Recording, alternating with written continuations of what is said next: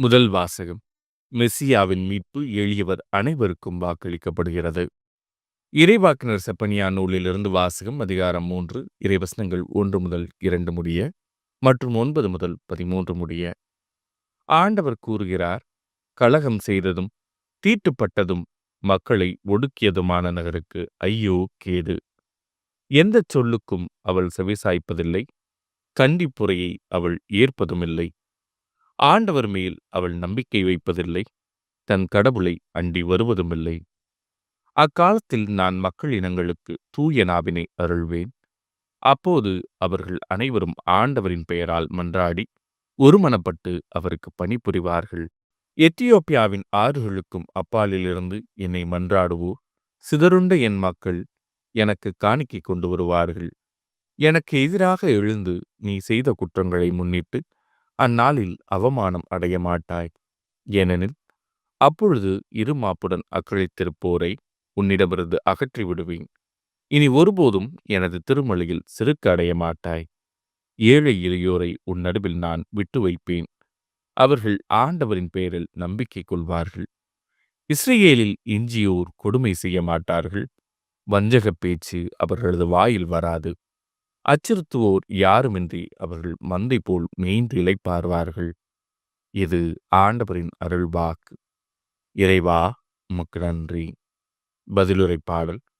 இந்த ஏழை கூவி அழைத்தான், ஆண்டவர் அவனுக்கு செவி சாய்த்தார். ஆண்டவரை நான் எக்காலமும் போற்றுவேன், அவரது புகழ் எப்பொழுதும் என் நாவில் ஒலிக்கும். நான் ஆண்டவரை பற்றி பெருமையாக பேசுவேன், எளியோர் இதை கேட்டு அக்களிப்பர். இந்த ஏழை கூவி அழைத்தான், ஆண்டவர் அவனுக்கு செவி சாய்த்தார். அவரை நோக்கி பார்த்தோர் மகிழ்ச்சியால் மிளிர்ந்தனர். அவர்கள் முகம் அவமானத்திற்கு உள்ளாகவில்லை. இந்த ஏழை கூவி அழைத்தான், ஆண்டவர் அவனுக்கு செவி சாய்த்தார். அவர் எல்லா நெருக்கடியினின்றும் அவனை விடுவித்து காத்தார். இந்த ஏழை கூவி அழைத்தான், ஆண்டவர் அவனுக்கு செவி சாய்த்தார். ஆண்டவரின் முகமோ தீமை செய்வோருக்கு எதிராக இருக்கின்றது. அவர் அவர்களின் நினைவே உலகில் அற்றுப்போகச் செய்வார். நீதிமான்கள் மன்றாடும்போது ஆண்டவர் செவி சாய்க்கின்றார். அவர்களை அனைத்து எதுக்கண்ணினின்றும் விடுவிக்கின்றார். இந்த ஏழை கூவி அழைத்தான், ஆண்டவர் அவனுக்கு செவி சாய்த்தார். உடைந்த உள்ளத்தார்க்கு அருகில் ஆண்டவர் இருக்கின்றார். நைந்த நெஞ்சத்தாரை அவர் காப்பாற்றுகின்றார். ஆண்டவர் தம் ஊழியரின் உயிரை மீட்கின்றார். அவரிடம் அடைக்கலம் புகும் எவரும் தண்டனை அடையார். இந்த ஏழை கூவி அழைத்தான், ஆண்டவர் அவனுக்கு செவி சாய்த்தார். நற்செய்திக்கு முன் வாழ்த்தொலி. அல்லேலூயா, அல்லேலூயா. வாரும் ஆண்டவரே, காலம் தாழ்த்தாதேயும். உம் மக்களின் பாவங்களை போக்கி அருளும். அல்லேலூயா. நற்செய்தி வாசகம்.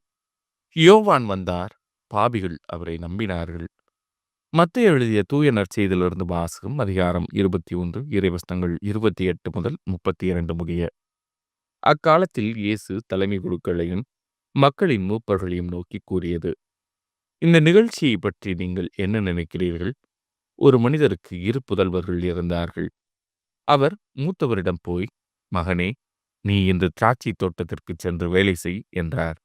அவர் மறுமொழியாக, நான் போக விரும்பவில்லை என்றார். ஆனால் பிறகு தம் எண்ணத்தை மாற்றிக்கொண்டு போய் வேலை செய்தார். அவர் அடுத்த மகனிடமும் போய் அப்படியே சொன்னார். அவர் மறுமொழியாக, நான் போகிறேன் ஐயா என்றார். ஆனால் போகவில்லை. இவ்விருவருள் எவர் தந்தையின் விருப்பப்படி செயல்பட்டவர் என்று கேட்டார். அவர்கள் மூத்தவரே என்று விடையளித்தனர்.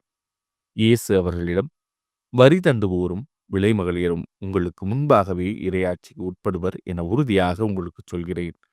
ஏனெனில் யோவான் நீதி நெறியை காட்ட உங்களிடம் வந்தார். நீங்களோ அவரை நம்பவில்லை. மாறாக வரி தண்டுவோரும் விலைமகளிரும் அவரை நம்பினர். அவர்களை பார்த்த பின்பும் நீங்கள் உங்கள் எண்ணத்தை மாற்றிக்கொள்ளவும் இல்லை, அவரை நம்பவும் இல்லை என்றார். இது ஆண்டவரின் அருள்வாக்கு. கிறிஸ்துவே, உமக்கு புகழ்.